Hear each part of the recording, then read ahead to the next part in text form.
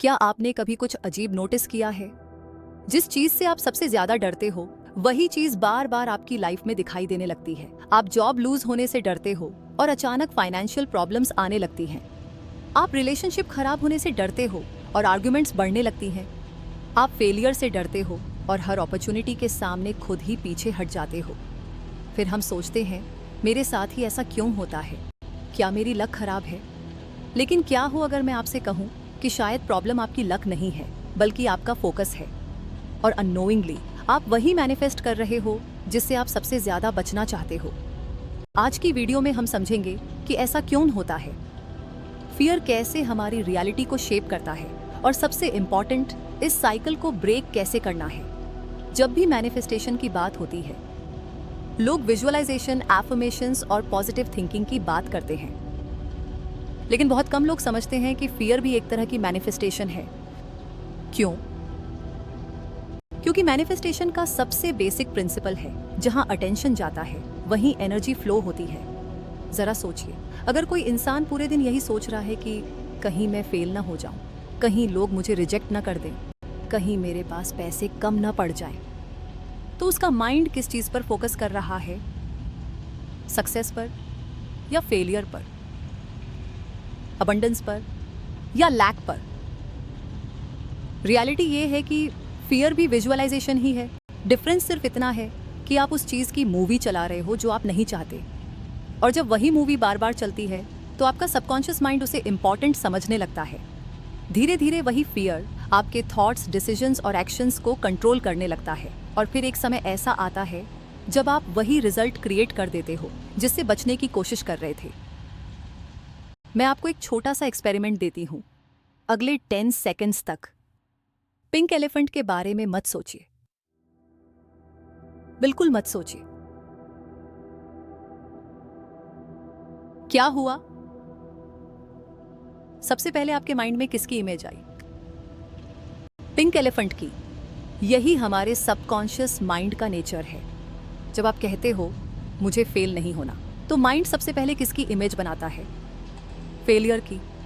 जब आप कहते हो मुझे डेट में नहीं जाना, तो माइंड किसकी इमेज बनाता है? डेट की। सबकॉन्शियस माइंड वर्ड्स से ज्यादा इमेजेस और इमोशंस को प्रोसेस करता है। इसलिए जब हम बार बार किसी फियर को इमोशनल एनर्जी देते हैं तो वो फियर और स्ट्रांग होता जाता है। यही कारण है कि कई लोग अनजाने में अपनी वर्स्ट केस सिनेरियो की रिहर्सल करते रहते हैं और फिर हैरान होते हैं कि लाइफ में स्ट्रेस इतना क्यों बढ़ रहा है। मान लीजिए 2 स्टूडेंट्स एग्जाम देने जा रहे हैं। पहला स्टूडेंट सोचता है मैं अपना बेस्ट दूंगा, मैंने प्रिपरेशन की है, मैं अच्छा परफॉर्म करूंगा। दूसरा स्टूडेंट सोचता है बस फेल नहीं होना, बस फेल नहीं होना, बस फेल नहीं होना।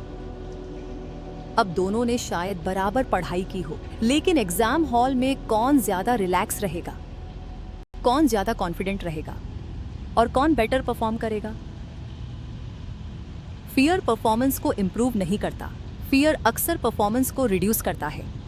क्योंकि जब आपका फोकस रिजल्ट के डर पर होता है तो आपका माइंड प्रेजेंट मोमेंट में नहीं रह पाता।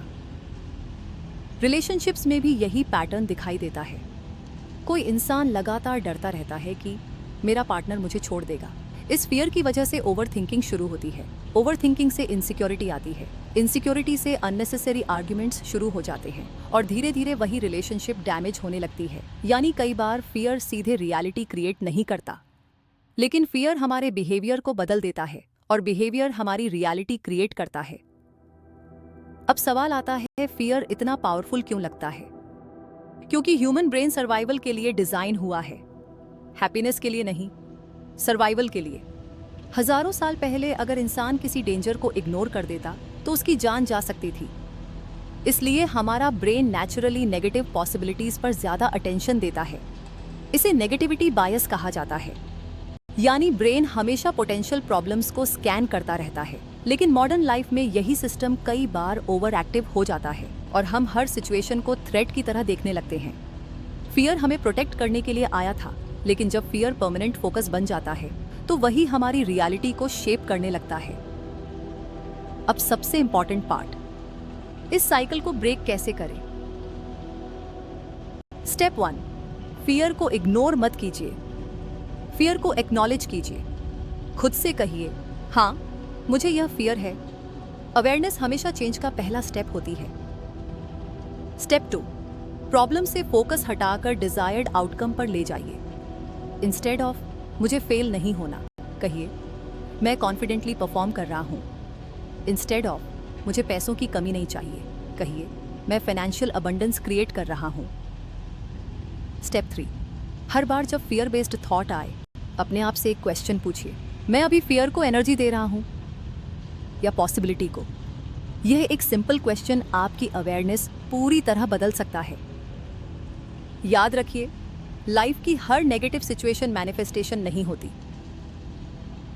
लेकिन एक बात जरूर सच है, जिस चीज पर आप लगातार फोकस करते हो वह आपके थॉट्स को इन्फ्लुएंस करती है। आपके थॉट्स आपके एक्शंस को इन्फ्लुएंस करते हैं और आपके एक्शंस आपकी रियलिटी क्रिएट करते हैं। इसलिए अपने फियर से भागिए मत, उन्हें ऑब्जर्व करना सीखिए।